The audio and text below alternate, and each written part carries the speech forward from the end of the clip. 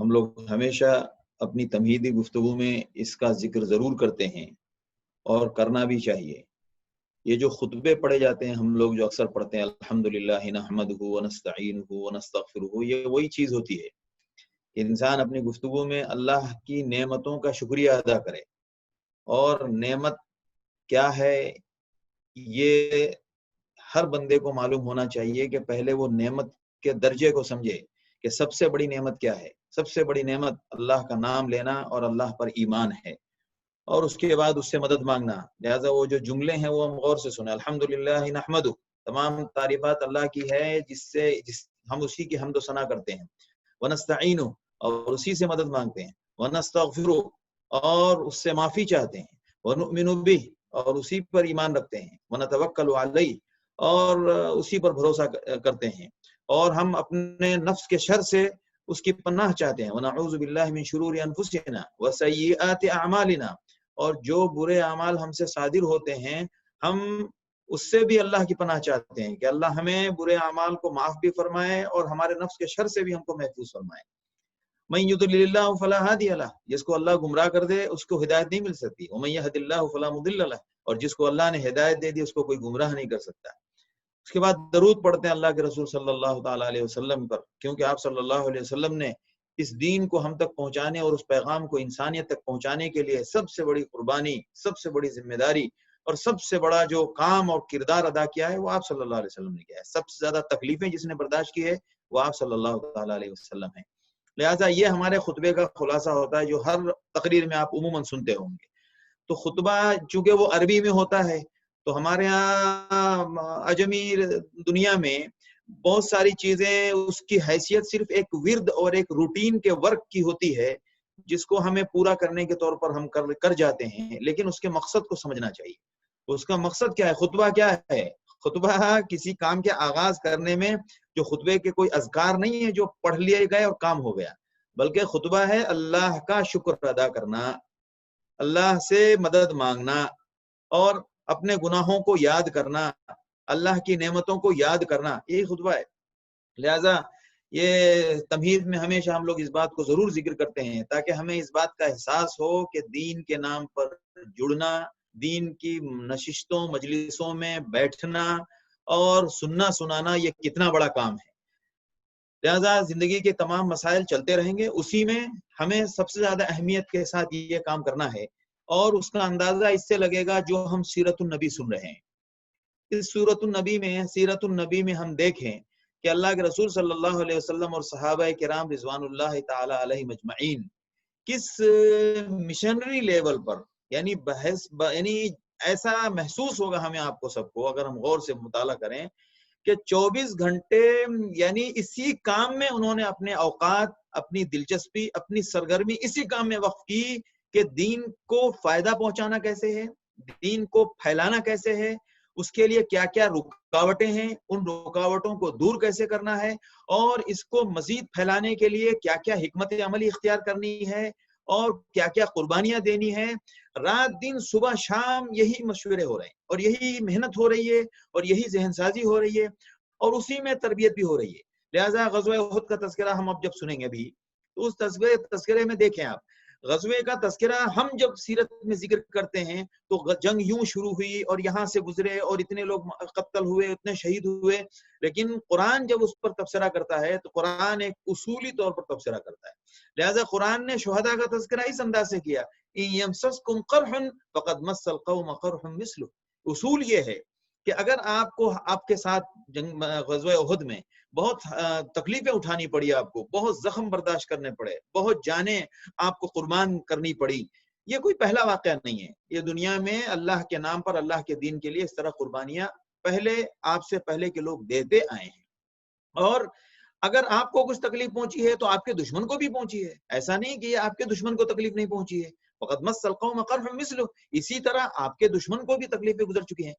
لہٰذا اصول بتاتا ہے قرآن۔ اللہ کے رسول صلی اللہ علیہ وسلم کے قتل کی جب خبر پھیلی، کچھ صحابہ جب ہمت توڑ رہے تھے تو اس میں دیکھیے کیا اصول کے شکل میں ان کی تربیت کی جا رہی ہے۔ وہ تربیت صرف صحابہ کی نہیں تھی، وہ تربیت پوری انسانیت کے لیے تھی. وما محمد الا رسول قد خلت من قبلہ الرسل. بھائی آپ اصول اور ضابطے کی پیروی کرنی ہے، آپ کو شخصیات کے پیروی نہیں کرنی ہے.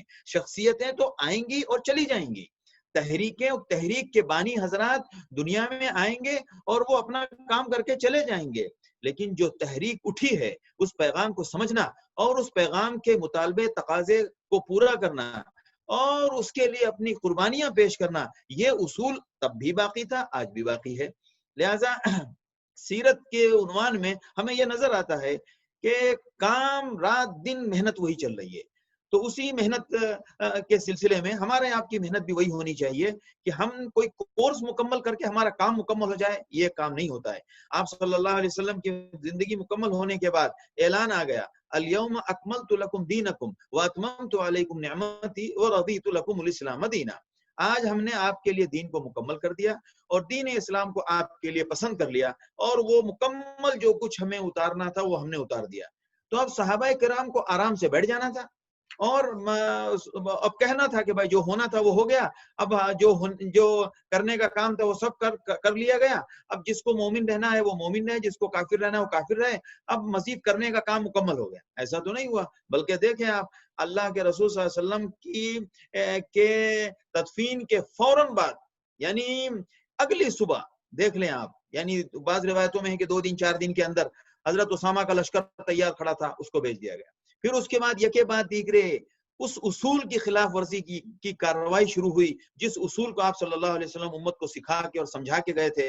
لہٰذا کہیں ارتداد کا واقعہ پیش آیا، کہیں کچھ واقعہ پیش آیا، حضرت ابو بکر ان تمام مہموں میں صبح شام لگ گئے.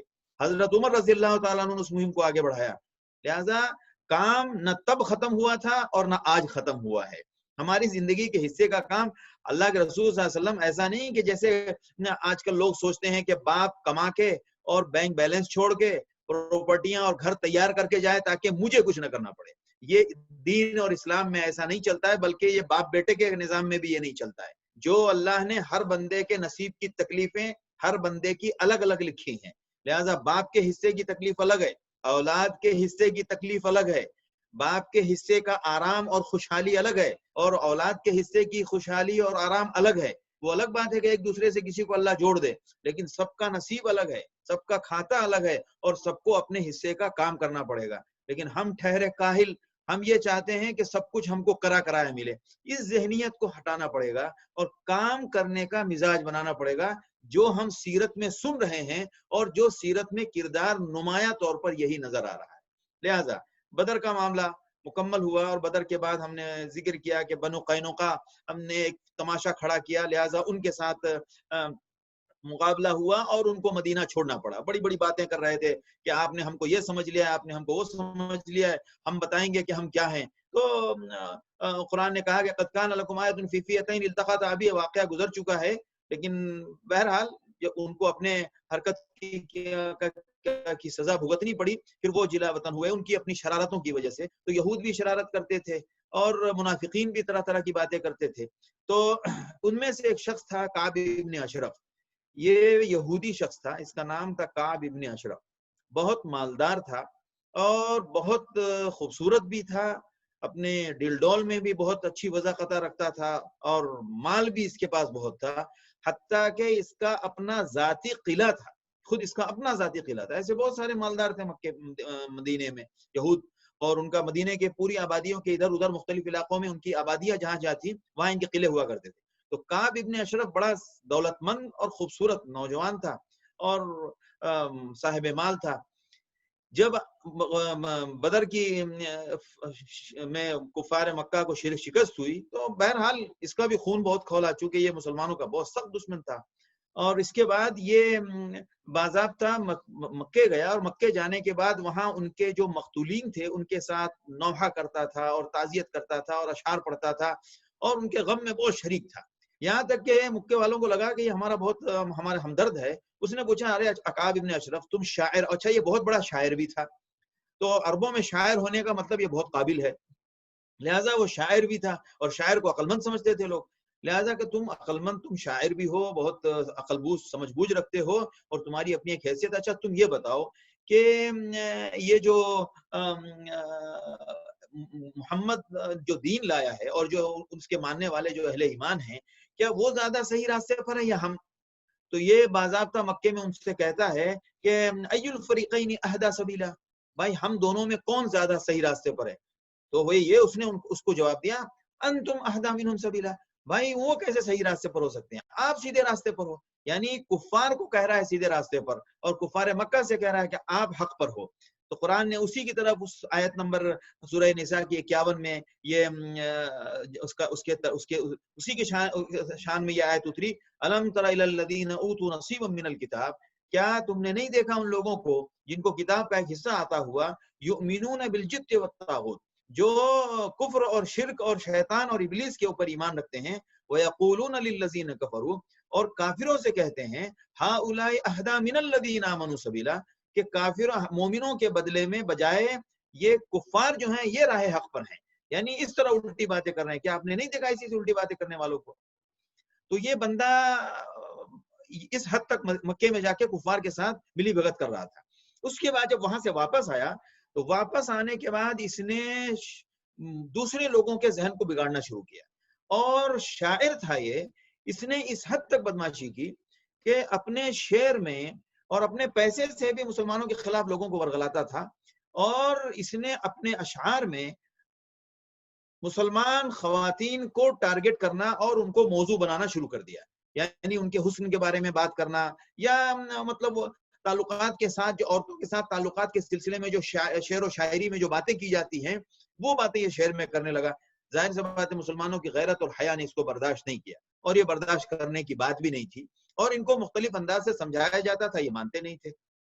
اس کے ساتھ اس سے پہلے ایک بات یہاں پر سن لیں، یہیں پر اس کا موقع یہی ہے کہ میں نے پہلے بھی کہا کہ اللہ کے رسول صلی اللہ علیہ وسلم جب مدینہ تشریف لائے تو آپ نے باضابطہ ایک معاہدہ تحریر کیا، اور اس معاہدے کے اندر آپ نے ایک شہر میں رہنے والے لوگوں کے لیے جو حقوق ہوتے ہیں اور جو اس کے شہری نظام کے تحت جو اصول ہونا چاہیے ایک امن پسند زندگی گزارنے کے لیے، جس میں سب سے زیادہ چیز ہوتی ہے مال و جان اور انسان کی عزت کی حفاظت، ان تمام اصول کے ضوابط اور اصول تحریر فرمائے تھے آپ نے، اور اس معاہدے کو دونوں کی رضامندی سے جمع کیا گیا تھا اور طے کیا گیا تھا.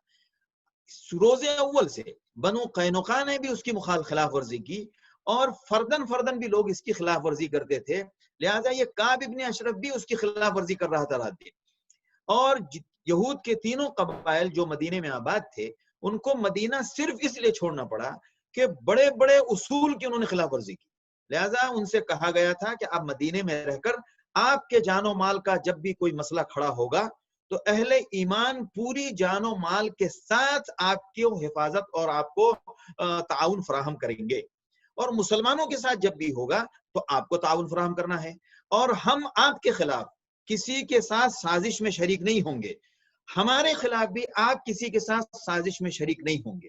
لیکن روز اول سے اندر کا جو دل میں بغض اور دشمنی تھی اہل ایمان اور حق سے، جو ہمیشہ باطل والوں کو ہوتی ہے، وہ ہمیشہ اس کا مظاہرہ کرتے رہتے تھے، لہذا یہ بھی کرتا تھا. اب ظاہر سی بات ہے جب کفار مکہ کے ساتھ جنگ ہوئی ہے تو یہود مدینہ کا اس سے کیا لینا دینا؟ یہود مدینہ کے ساتھ تو آپ نے کوئی معاملہ ایسا نہیں کیا جو اس معاملے کی خلاف ورزی ہو رہی تھی. جو معاملہ تھا وہ مکے والوں کے ساتھ تھا، معاہدہ تو مکے والوں کے ساتھ نہیں تھا، معاہدہ یہود مدینہ کے ساتھ تھا. تو یہود مدینہ کے ساتھ اگر خلاف ورزی ہوتی تو بے شک اہل ایمان کی طرف سے خلاف ورزی کا کوئی اعتراض اٹھ سکتا تھا. لیکن جو خلاف ورزی، اچھا نہ تو اللہ کے رسول صلی اللہ علیہ وسلم نے کبھی بھی ایک مرتبہ یا دو مرتبہ میں آپ صلی اللہ علیہ وسلم نے ان کے ساتھ خلاف کوئی کارروائی نہیں کی، بلکہ ہمیشہ انتظار کیا، کبھی معاف فرمایا آپ نے، کبھی درگزر سے کام لیا.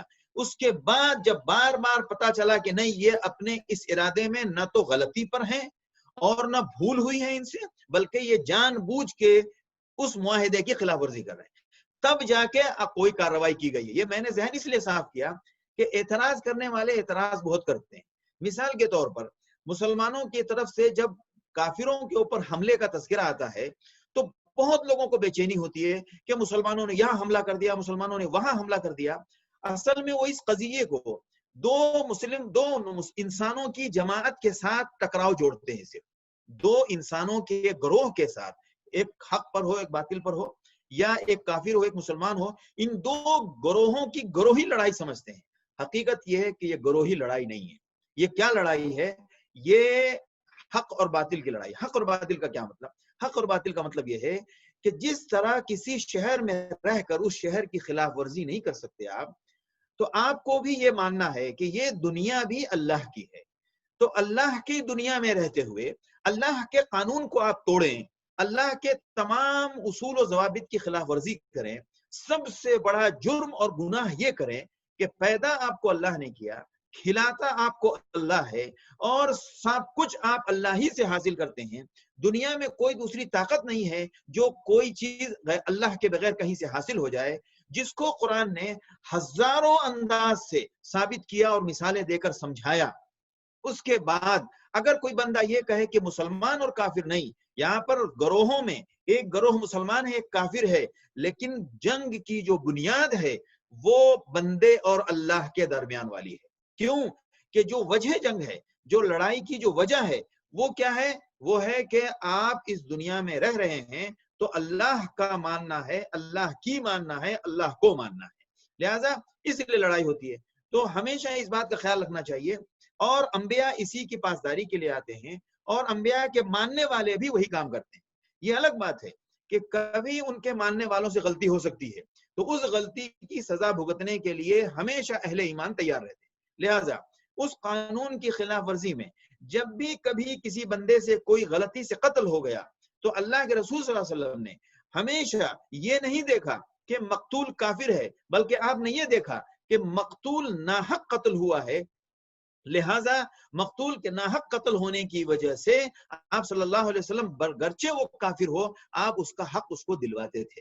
لہٰذا ایک مشہور واقعہ ہے، حضرت عمر ابن عبدالعزیز کے زمانے میں اسلامی فوج جب بخارا اور اس طرف جب آذربائیجان آرمینیا سب اس طرف بڑھتی جا رہی تھی، تو سمرقند کے اوپر وہاں کے قرب و جوار میں تاشقند تک جب یہ لوگ سب قابض ہو گئے تھے تو سمرقند کے اوپر انہوں نے حملہ کیا. اور اس حملے کے لیے اسلامی قانون تھا، یعنی خلیفۃ المسلمین کی طرف سے یہ قانون تھا کہ، اور یہ تقریباً تمام اس وقت کی جو قومیں تھیں ان کو پتا تھا کہ مسلمان جب بھی کسی قوم پر حملہ کرتے ہیں تو ان سے کہتے ہیں کہ یا تو آپ ایمان لے آئیں، اگر آپ ایمان نہیں لائیں گے تو آپ کو مہلت دی جاتی ہے، آپ غور کر لیں کیا کرنا ہے. اس غور کرنے کے بعد جزیہ دینے کے لیے ان سے مطالبہ کیا جاتا ہے. اگر جزیہ دینے کے لیے بھی تیار نہ ہو تو بھی مہلت دی جاتی ہے. اگر نہ ایمان لائیں نہ جزیہ دینے کے لیے تیار ہوں تب جا کے ان پر حملہ کرنا ہے. سمرقند کے اوپر اچانک حملہ کر کے اس پورے شہر کو ان لوگوں نے قبضہ کر لیا. وہاں کا جو پادری تھا اس پادری نے خط لکھا، اس کو معلوم تھا کہ اس مسلمانوں کا یہ اصول ہے. وہ پادری پہنچتا ہے دمشق اور حضرت عمر ابن عبدالعزیز کے پاس وہ خط لے کر جاتا ہے. کسی سے اس نے پوچھا کہ بھائی اسلامی مملکت کا وہ شہنشاہ اور وہ بادشاہ کہاں رہتا ہے؟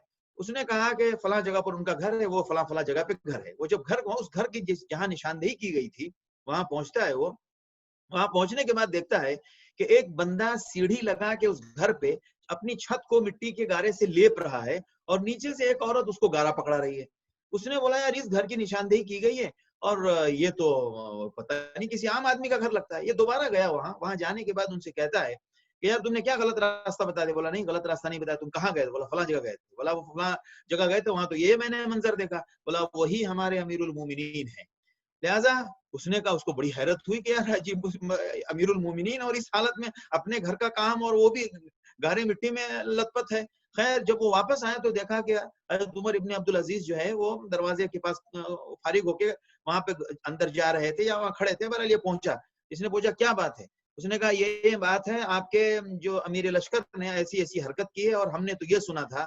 تو انہوں نے فوراً عمر ابن عبدالعزیز نے چھوٹے سے نقطے پہ فوراً لکھا کہ بس اسی کے پیچھے لکھ دیا کہ جاؤ اور وہاں کے جو امیر تھے ان سے کہا کہ قاضی مقرر کرو اور ان کی مسئلے کی سماعت کرو اور جو صحیح فیصلہ ہے وہ کرو.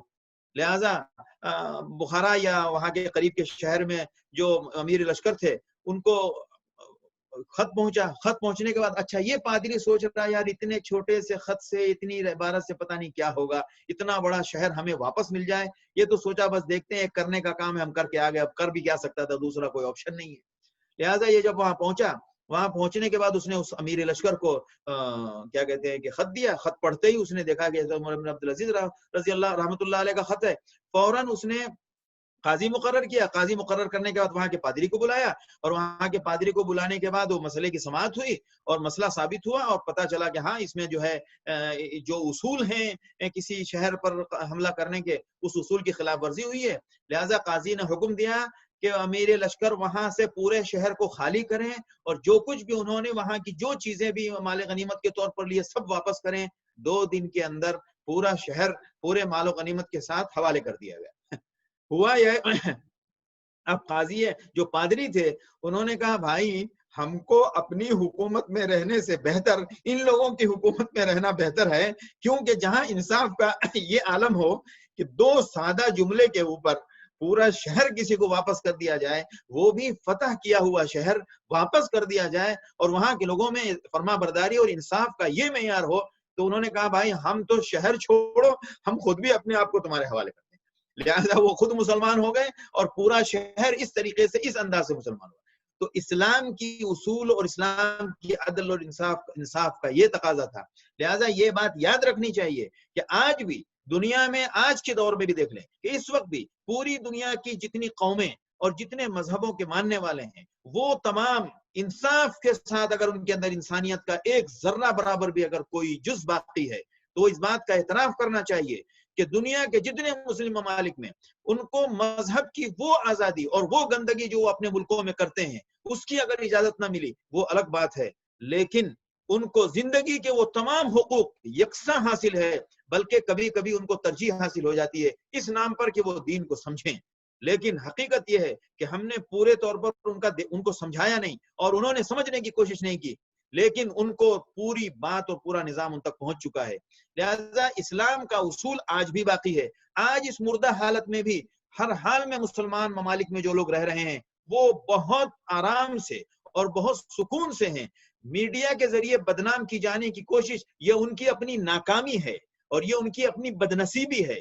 خوش نصیبی کی بات یہ ہوتی کہ جو بات سچ ہے اس کو مانتے, اور کیونکہ اسلام انسانیت کے خلاف نہیں ہے, اسلام انسانیت کے لیے آیا ہے, اور اسلام انسانیت کو آرام سے رکھنے کے لیے آیا ہے. اسلام انسانیت کے اندر سے ان تمام جراثیم کو مارنے کے لیے آیا ہے جس جراثیم سے خاندان پرستی کی بو آتی ہو, اور جو جراثیم انسانیت کے ساتھ انسانیت میں ظلم کو بڑھاوا دیں, اس قسم کے تمام جراثیم کو مارنے آیا ہے, جو فساد کو عام کریں. اسلام کا کام یہ ہے. لہذا ہمیں جس انداز سے وہ اپنا کام کر رہے ہیں ہم بھی اپنا کام کریں گے, ہم بھی اپنی بات کھول کر بتائیں گے. میں اس لیے اس کو ضروری سمجھ رہا ہوں کہ ہم جب یہ سیرت کے تذکرے کر رہے ہیں, اس میں جنگوں کا تذکرہ آئے گا, لیکن جنگوں کا جب تذکرہ آئے گا تو اس میں بار بار ایک خیال آئے گا مسلمانوں نے یہاں حملہ کر دیا, مسلمانوں نے وہاں حملہ کر دیا. مسلمانوں نے جانیں کیوں گنوائی؟ اس لیے گنوائی کہ آپ اللہ کی دنیا میں اللہ کو مانیں. جس طرح آپ اپنے شہر میں دوسروں کا قانون برداشت نہیں کرتے, اللہ کا حلم ہے کہ اس اللہ کی دنیا میں اللہ اپنے بندوں کے منہ سے کفر کو برداشت کرتا ہے. یہ اللہ کا حلم ہے, ورنہ اللہ کی دنیا میں اللہ کو ایک لمحے کی دیر نہیں لگے گی. جس وجود میں جو خون کھا پی کر تمہارے وجود میں پرورش پاتا ہے, اس خون کے اندر اللہ ایک زہر پیدا کر دے تو تم کھڑے کھڑے ہلاک ہو جاؤ گے. اللہ کو کہیں سے باہر سے کچھ کرنے کی ضرورت نہیں ہے. اللہ تمہارے اپنے وجود میں ایک بیماری پیدا کر دے تو وہیں کے وہیں تم کو ہلاک کر سکتا ہے. یہ اللہ کا نظام ہے. لہذا ہمیں یہ سوچنا چاہیے اور انسانوں کو یہ سوچنا چاہیے کہ وہ غور کریں, وہ بات میں کہنے والے کو مسلمان سمجھ کے نہ بات سنیں, بلکہ وہ یہ سمجھ کر سنیں کہ یہ بات اللہ کی ہے, مجھے اپنے فائدے کے لیے اس پر غور کرنا پڑے گا. اگر میں نہیں غور کرتا ہوں تو قیامت کے دن مسلمان کے نام پر بہانہ بنا کے وہ کبھی بھی عذاب سے بچ نہیں پائے گا. عذاب سے بچنے کے لیے اسے سب کچھ خود ہی کرنا پڑے گا. لہذا قیامت کے دن دیکھیں آپ, قیامت میں جو قرآن کے مناظر ہیں اس میں آپ غور سے ایک چیز دیکھیے گا کہ کفار جب جہنم میں جائیں گے تو وہ کبھی بھی اہل ایمان کو الزام نہیں دھر رہے ہیں کہ اے اللہ ایمان والوں نے ہمیں بتایا نہیں. وہ دھر رہے ہیں کس پہ الزام؟ اے اللہ ہمارے ان چودھریوں نے, اغوینا ہؤلاء الذین, ان لوگوں نے ہمیں اضلونا, ان ہمارے کبراؤنا, ہمارے بڑے بڑے لیڈروں نے ہمیں گمراہ کیا ہے.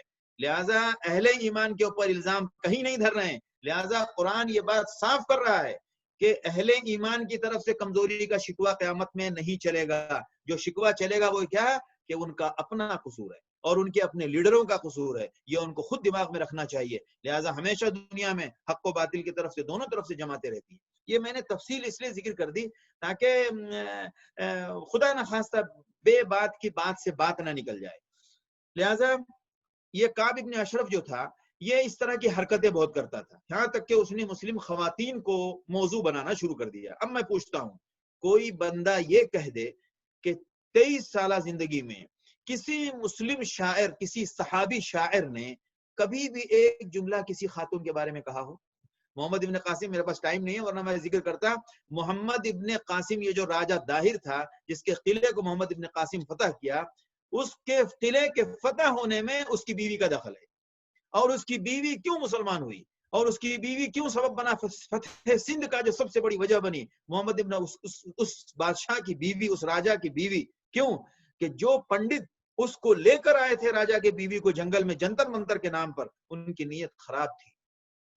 اور جب وہ بچ گئی کسی طرح، اپنے آبرو کو بچانے میں کامیاب ہو گئی، تو ان کا سامنا جو ہے محمد ابن قاسم اور اس کے لشکر سے ہوا، جو رات بھر اس سراغ میں گھومتے تھے کہ ہمیں اس قلعے پر حملہ کیسے کرنا ہے. لہٰذا وہ خاتون ٹکرا گئی اور وہ خاتون نے جب دیکھا کہ ارے یہ تو اتنے عظیم لوگ ہیں کہ اس نے میری طرف شکل تک نہیں دیکھی، میری شکل تک نہیں دیکھی انہوں نے، اور انہوں نے میری عزت کا اتنا خیال رکھا. تو یہ مذہب تو یہ ہے، جہاں عزت اور جان کی حفاظت ہو، یہ ہوتا ہے اسلام کا کردار. یہ ایک نہیں پورا، بلکہ میں ابھی غزوہ احد میں دیکھیں آپ، غزوہ احد میں واقعہ سناؤں گا، مطلب وہاں پر آئے گی بات. حضرت ابو دجانہ رضی اللہ تعالیٰ عنہ کو آپ نے جو اپنی تلوار دی تھی، اور اس تلوار میں آپ صلی اللہ علیہ وسلم نے کہا کہ کون ہے جو میری تلوار کا حق ادا کرے گا آج؟ حضرت ابو دجانہ نے فرمایا اللہ کے رسول اس کا حق کیا ہے؟ آپ نے فرمایا کہ بس اس کو باطل اور اللہ کے دشمنوں کے اوپر استعمال کرنا ہے. انہوں نے کہا اللہ کے رسول مجھے دے دے، میں اس کا حق ادا کروں گا. حضرت ابو دجانہ کے بارے میں آتا ہے کہ ان کے سامنے جنگ میں کوئی چیز ٹھہر نہیں رہی، کوئی شخص ٹھہر نہیں پا رہا تھا. اس انداز سے وہ حملہ آور ہوتے تھے. ایک جگہ پر پہنچے ہیں وہ، اور پہنچنے کے بعد ان کا ہاتھ بالکل تلوار اٹھا ہوا ہاتھ وہیں کا وہیں رک گیا، اور انہوں نے ہاتھ واپس لے لیا. چونکہ ان کو اٹھاتے وقت یہ احساس نہیں ہوا کہ یہ عورت ہے، اور جب اٹھانے کے بعد دیکھیں آپ کتنی دیر لگتی ہے ہاتھ اٹھانے میں اور ہاتھ حملہ کرنے کے لیے ہاتھ گرانے میں. اس بیچ میں بجلی کی طرح ان کا دماغ کام کرتا تھا اہل ایمان کا.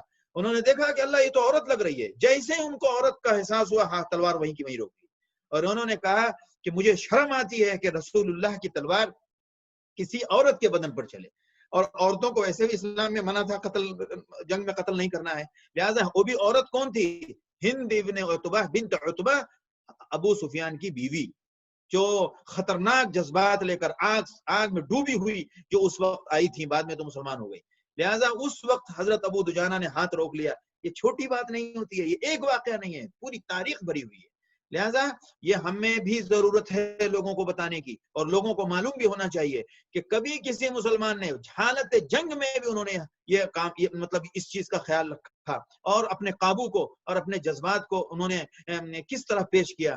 لہٰذا یہ بندہ مسلمانوں کے اشعار، مسلمانوں کے بارے میں غلط اشعار کہتا تھا، یعنی ان کی جوانی کے اوپر، ان کے حسن کے اوپر. تو یہ ظاہر سی بات ہے کسی کو بھی خراب لگے گا، اور خدا نخواستہ آپ اس کی تفصیلات کو محسوس کر سکتے ہیں. اب اللہ کے رسول صلی اللہ علیہ وسلم نے فرمایا کہ اب برداشت نہیں ہوتا ہے، لہذا کوئی بندہ اس کی خبر لے لے. اور یہ بندہ ماحول کو خراب کرنے کا کام کرتا تھا، مطلب جو میڈیا کے لوگ کرتے ہیں ہر زمانے میں. تو لہٰذا چند صحابہ کی جماعت تیار ہوئی، اور آپ صلی اللہ علیہ وسلم نے ان کو حوصلہ ہمت دیا، اور پھر یہ بندہ مارا گیا. اس کی تفصیلات کافی ہیں، میں اس تفصیل کو زیادہ سنانا نہیں چاہتا. لہٰذا یہ مارا گیا. اس کے مارے جانے کے بعد اب جنگ بدر رمضان میں ہوئی ہے، اور شوال کے مہینے میں بنو قینقاع والوں نے 15-17 رمضان کو جنگ ہوئی ہے. عید سے پہلے اہل مکہ، مطلب اہل اسلام، آپ صلی اللہ علیہ وسلم اور مسلمانوں کا لشکر مدینے میں آ چکا تھا، اور اس فتح کے بعد ان کی پہلی عید تھی. اور اس کے بعد یہ بنو قینقاع والوں نے ماحول خراب کیا تھا، لہٰذا ان کو مدینے سے نکلنا پڑا، کیونکہ ان کی حرکت ایسی تھی اور انہوں نے حرکت کام بھی ایسے کیے تھے. اس کے بعد آپ صلی اللہ علیہ وسلم نے یہ کیا کہتے ہیں، کعب ابن اشرف تماشا کرتا تھا، تو آپ صلی اللہ علیہ وسلم نے اس کے بارے میں جب حکم دیا تو کچھ چند صحابہ کی جماعت تیار ہوئی اور انہوں نے جا کے اس کا کام تمام کر دیا. لہٰذا یہ دو واقعات ہو گئے. ان دو واقعات کے بعد ایک بات یہ ضرور ہوئی کہ مدینے میں جو منافقین اور یہود روزانہ نیا نیا شوشہ چھوڑتے تھے وہ شوشہ رک گیا. تھوڑا سا ان کو احساس ہوا کہ یار اب اتنی آسانی سے تم سینہ زوری نہیں کر سکتے ہو.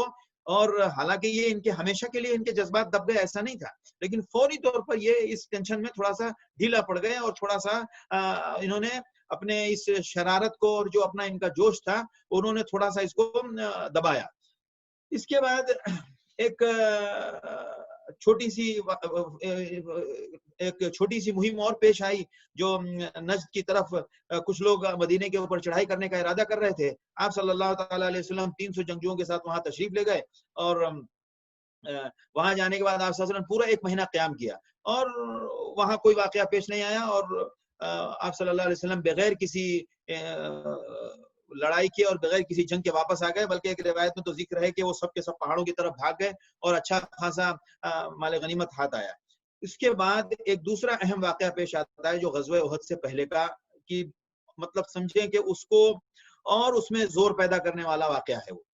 وہ ہوا یہ کہ غزوہ احد جو ہے ظاہر سی بات ہے وہ ایک کے بعد ایک بہت ساری باتیں جمع ہو گئی جس نے غزوہ احد کے اندر کفار مکہ کے اندر بہت آگ بھڑکائی. اس میں سے سب سے پہلی جو آگ بھڑکی تھی وہ تو بھڑکی تھی غزوہ بدر کی شکست اور 70 بڑے بڑے سرداروں کا مارا جانا اور 70 اچھے خاصے پیسے والے لوگوں کا قیدی ہونا. اس کے بعد ابو سفیان اپنے غصے کو ٹھنڈا کرنے کے لیے غزوۃ السویق میں جو ہم نے بتایا تھا سویق غزوۃ السویق کے بدلہ لینے کی نیت سے وہ پہنچے تھے کہ میں کچھ نہ کچھ کر کے آؤں گا. تو اس میں وہ کچھ کر تو نہیں پائے، ایک بندے کو دو بندے کو مار دیا اور اس میں دوسرا نقصان ان کو یہ اٹھانا پڑا کہ اپنی جان بچانے کے لیے اچھا خاصا جو سامان لے کر گئے تھے وہ سب چھوڑ کے آنا پڑا. تو اس میں ان کو اپنے طور پر یہاں ناکامی محسوس ہوئی. اس کے بعد تیسرا واقعہ یہ واقعہ پیش آیا کہ اچھا اس بدر کے موقع پر جو قافلہ جس قافلے کے تعاقب میں آپ صلی اللہ علیہ وسلم آئے تھے اور وہ قافلہ بچ نکلا تھا تو اس میں پورے قریش مکہ کا مال تھا، بزنس انویسٹمنٹ جو کیا تھا انہوں نے، تو وہ انویسٹ کا جو معاملہ آیا اور وہ جو مکے میں آنے کے بعد جب یہ واقعہ پیش آ گیا تو کفار مکہ کے مطلب ابو سفیان اور دیگر سرداروں نے کہا کہ دیکھو بھائی اتنا بڑا حادثہ پیش آیا اور ہم نے بہت کچھ کھو دیا، لہٰذا ہمیں اس کا بدلہ لینا ہے. تو اس بدلے کے لیے ہمیں ظاہر سی بات ہے بہت مالی مدد چاہیے اور بہت مال کی ضرورت پڑے گی. لہٰذا یہ جو قافلہ جس قافلے کے تعاقب میں یہ سارا واقعہ پیش آیا، لہٰذا اس میں جتنا لوگوں نے انویسٹ کیا ہے وہ سارا کا سارا اس نام کے اوپر آپ یعنی اس فنڈ میں آپ جمع کر دیں. تو پورے مکے والے تیار ہو گئے کہ ہاں بھائی بالکل اس شکست کا انتقام لینا ہے اور آپ ہمارا پورا مال استعمال کر لیجیے. وہ پورا مال جنگ کے نام پر وقف ہو گیا. اور دوسری شکلوں میں یہ دیکھیے کہ وہ بھی ان کا ایک نقصان تھا. اس لیے نقصان تھا کہ اتنا بڑا مال انہوں نے خرچ کر دیا. قرآن نے کہا ان الذین کفروا ينفقون اموالهم ليصدوا عن سبيل الله فسينفقونها ثم تكون عليهم حسرة، کہ یہ جو لوگ اللہ کے راستے کے روکنے کے لیے جو خرچ کر رہے ہیں یہ خرچ تو کر دیں گے لیکن ان کو افسوس ہوگا. افسوس اس شکل میں کہ انہوں نے اس انتقام میں پورا اتنا بڑا مال خرچ کر دیا. حاصل کیا ہوا؟ ان کو حاصل تو کچھ نہیں ہوا. یعنی وہ تو بدر کے بعد سے لگاتار سمجھیں آپ چند جانیں احد میں گئی لیکن بدر کے بعد سے لگاتار ان کا مالی اور جانی نقصان بڑھتا ہی جا رہا ہے. خیر، تو ایک وہ نقصان تھا ان کا بدر کے مال کا. اب دوسرا نقصان یہاں پر یہ ہوا کہ جمادی الاخر میں، یعنی آپ دیکھ لیں شوال، ذیقعدہ، ذی الحجہ، محرم، صفر، ربیع الاول، ربیع الاخر، جمادی الاولی، جمادی الاخر. جمادی الاخر میں قریش نے وہ بدر کا جو غصہ تھا وہ روز بروز انتظار میں تھے کہ جلدی وہ موقع ہے کہ ہم انتقام لے ذرا جم کے. تو انہوں نے ایک دوسرا قافلہ تیار کیا. وہ قافلہ گرمی کا زمانہ تھا تو یہ گرمی میں قریش کا قافلہ جاتا تھا شام کی طرف کیونکہ ادھر موسم ٹھنڈا ہوتا تھا. تو یہ پورا قافلہ وہاں جاتا تھا تجارتی قافلہ، پھر وہاں سے واپس آتا تھا جس کو سورۃ الاعراف میں کہا گیا ہے رحلۃ الشتاء والصیف. اور گرمی ٹھنڈیوں میں یہ لوگ جاتے تھے حبشہ کی طرف کیونکہ ادھر موسم تھوڑا گرم ہوتا تھا.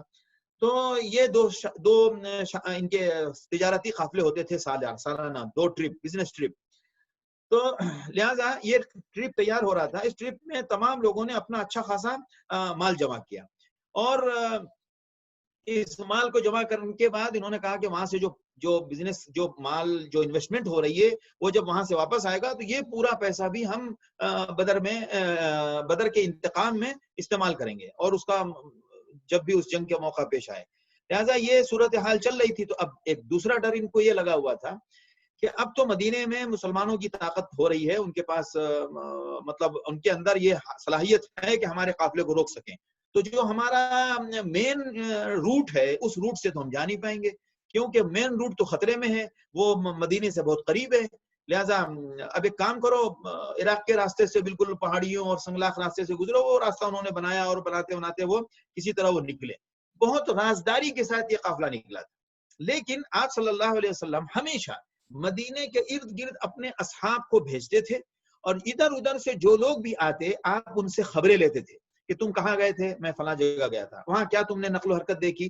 تو اس طرح آپ انفارمیشن جمع کرتے تھے.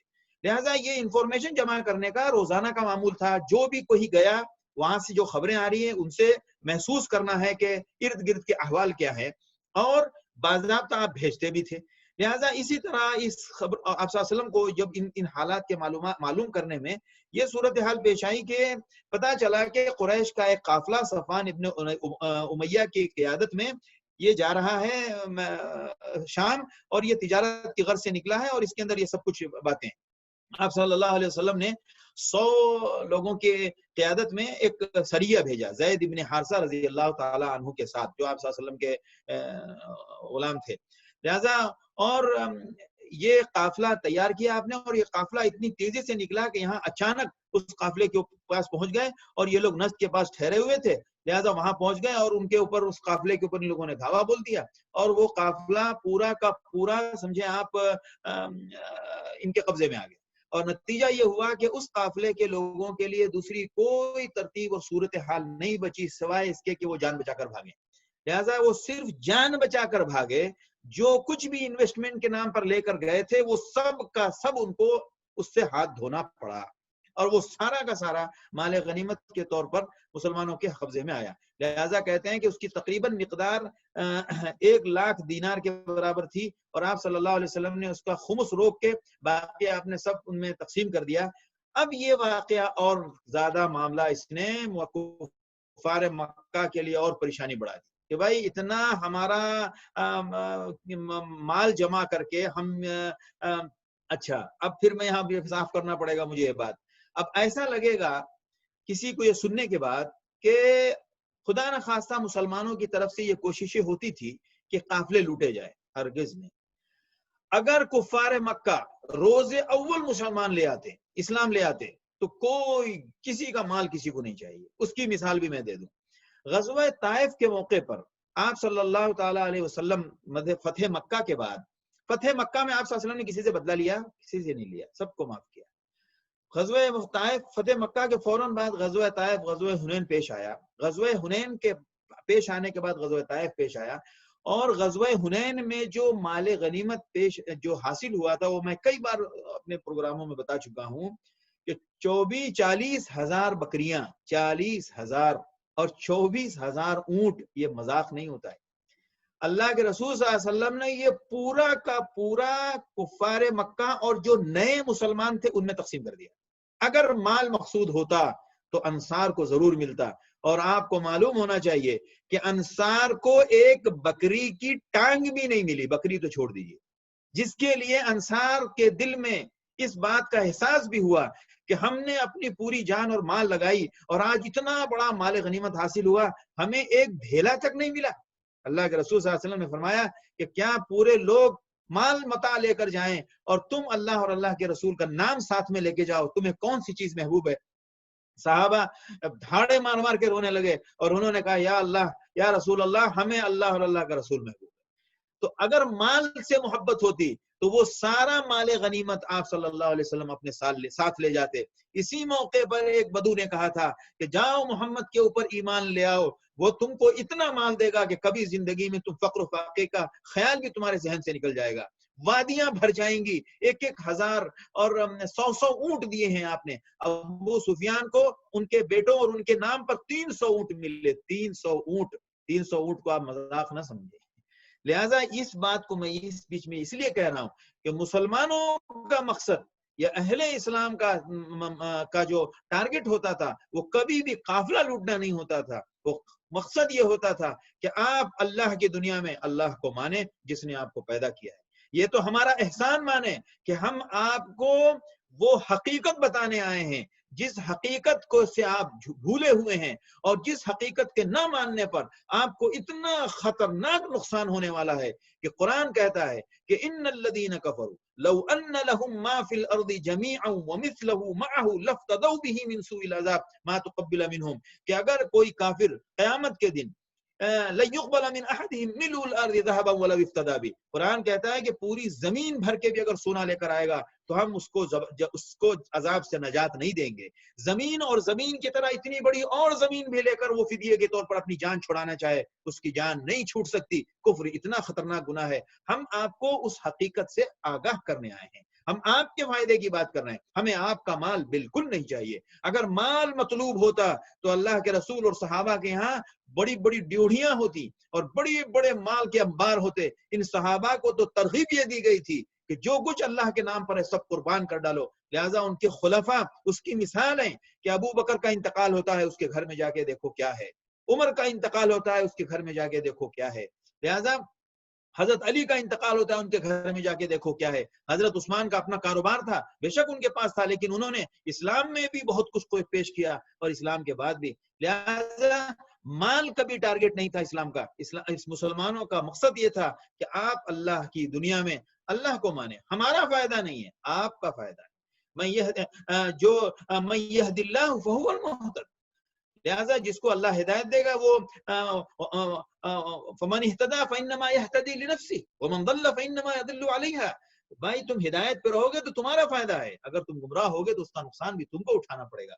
لہذا اب اس معاملے نے اس احد کی جنگ کا ماحول کھڑا کر دیا.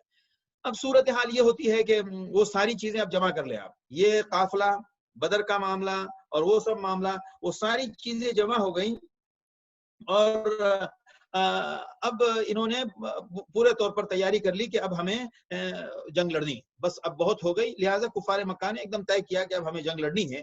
لہٰذا اس میں سے ایک بندہ تھا ابو عزہ. یہ مشورہ ہوا، سارے کفار نے بیٹھ کے مشورہ کیا، کفار قریش نے، ابو سفیان، صفوان ابن امیہ اور دوسرے لوگ، وہ سب انہوں نے جمع کیا اور انہوں نے کہا کہ لہٰذا اب لڑنی ہے. ابو سفیان ابن صفوان ابن امیہ، تو یہ سارے لوگوں نے بیٹھ کے مشورہ کیا. مشورہ کرنے کے بعد انہوں نے کہا کہ ہاں بھائی لڑائی لڑنی ہے، اب تیاری شروع کر.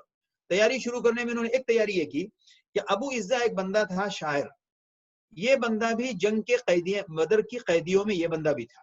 بدر کے میں جو قید ہوئے تھے، جو قیدی بنائے گئے تھے، تو ابو عزہ نے کہا کہ یا محمد میں انا ذو عیال، میں فقر و فاقے والا محتاج اور مسکین ہوں اور میرے بیوی بچے ہیں، مجھے اگر چھوڑ دیں میں تو فدیہ دینے کی صلاحیت بھی نہیں رکھتا.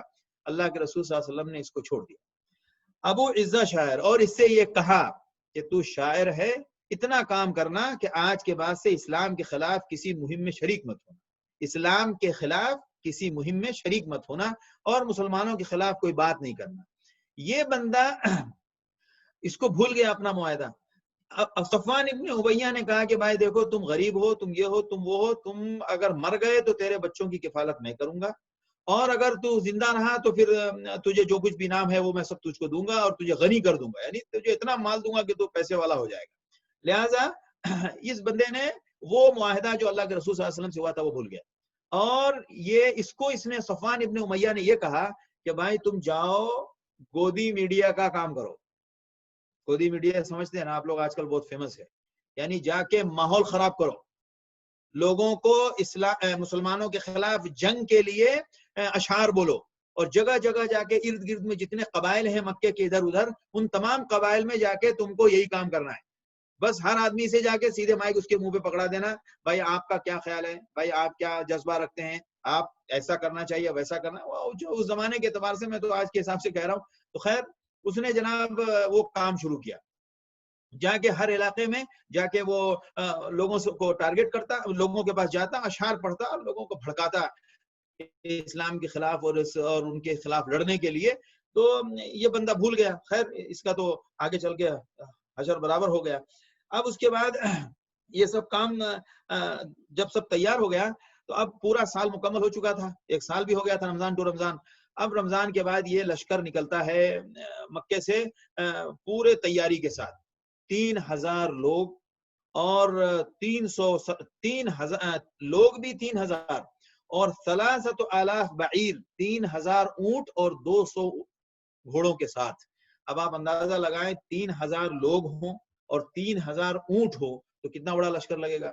3000 اونٹ, اچھا یہ بیچ بیچ میں اونٹ ذبح بھی کر کے کھاتے بھی تھے اور پھر وہ جنگ میں بھی لڑائی کرتے تھے, اس کے ساتھ استعمال کرتے تھے, اور 200 اونٹ اور 700 زرہ, یعنی جو زرہ پوش جو تھے, یعنی جو زرہ پہنے ہوئے لوگ تھے وہ 700 تھے, یعنی اتنی مضبوطی کے ساتھ یہ لوگ نکلے تھے. اس میں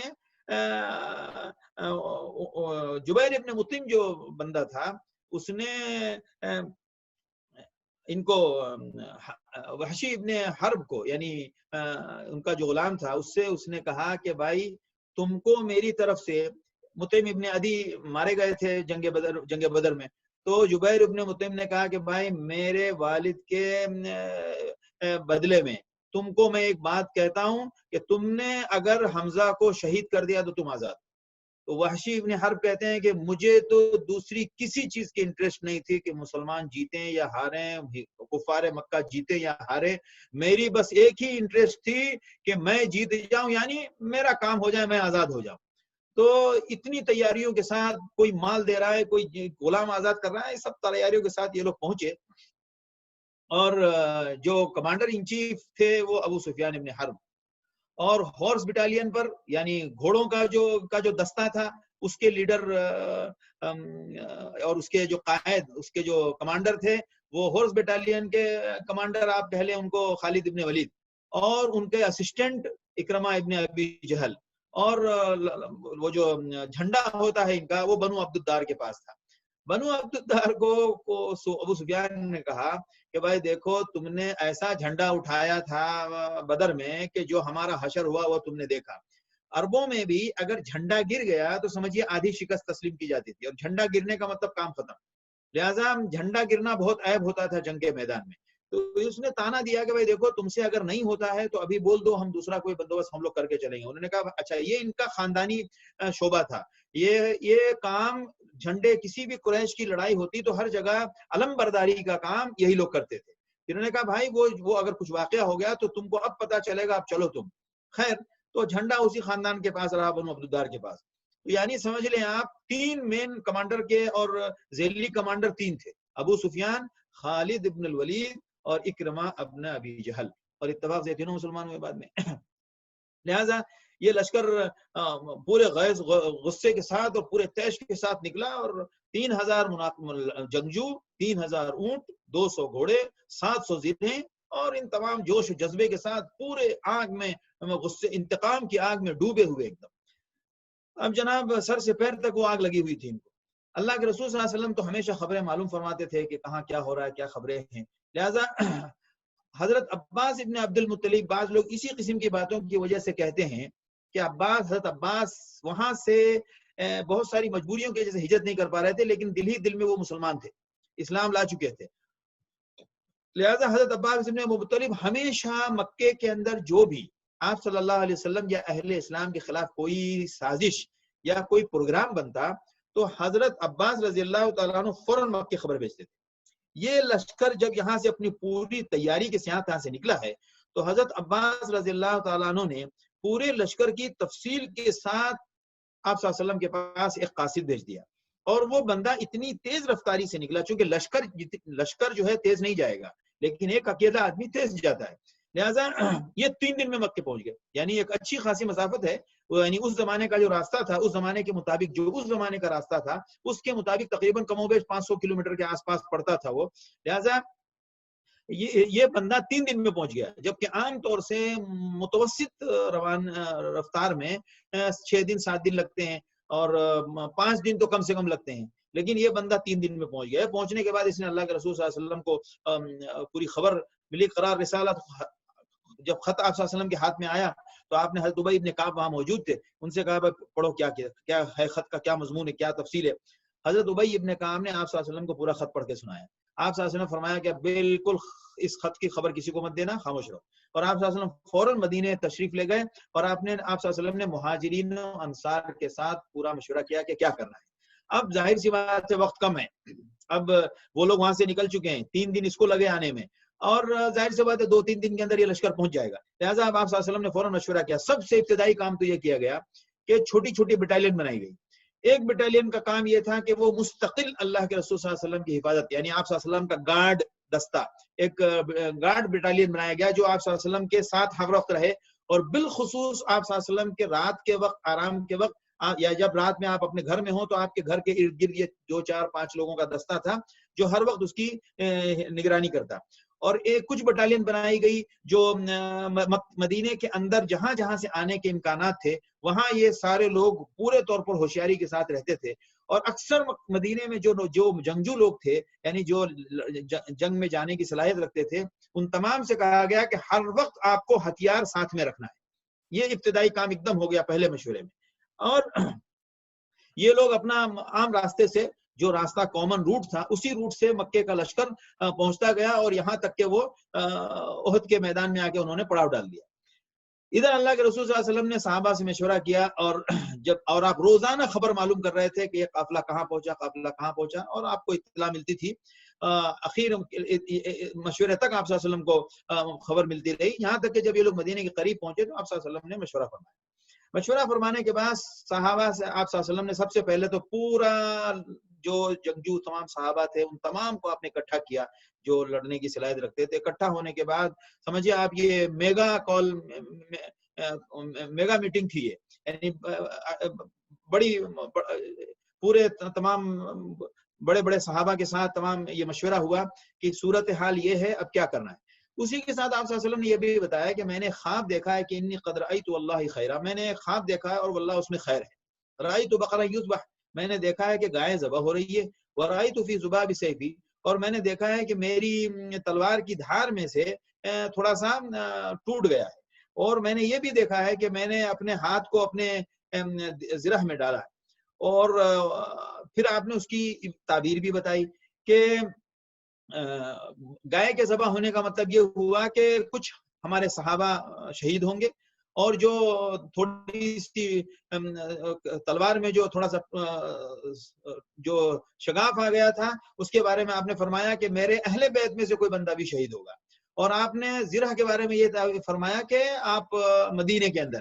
تو لہٰذا اس تعبیر کا خلاصہ یہ تھا کہ ہم مدینے میں رہ کر ہی ان کا مقابلہ کرتے ہیں, ان کو باہر سے حملہ کرنے دیتے ہیں.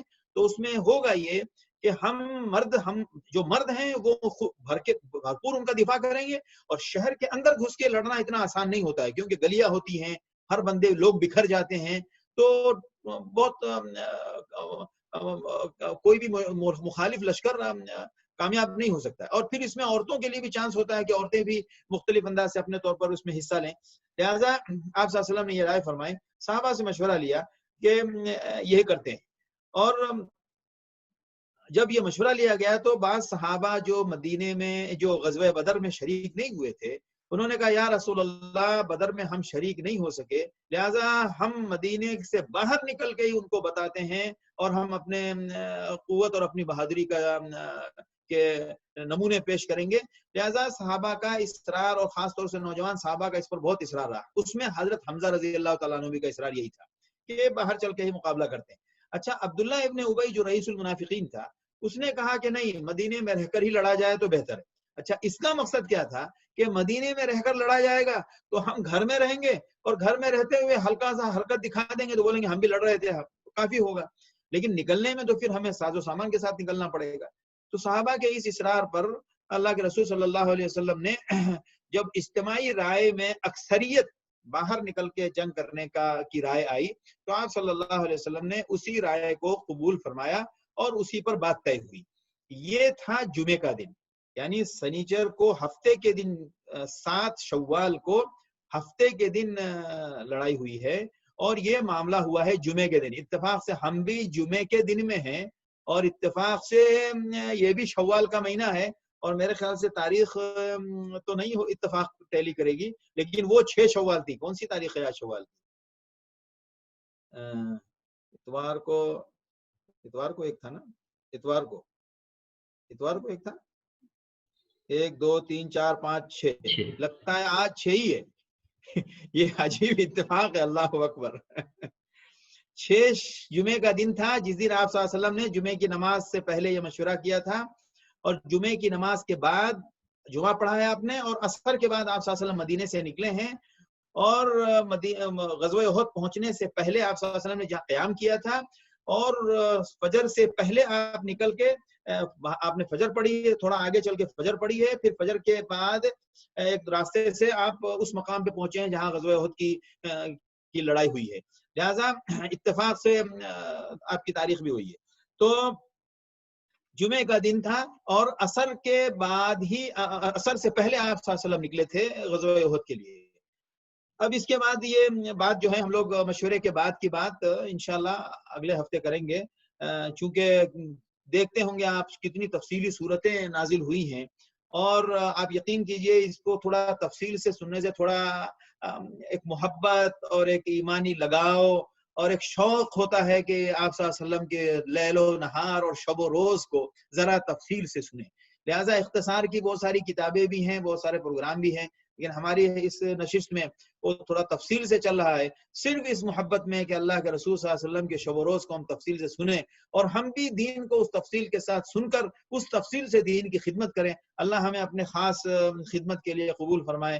وآخر الدعوانا الحمدللہ رب العالمین۔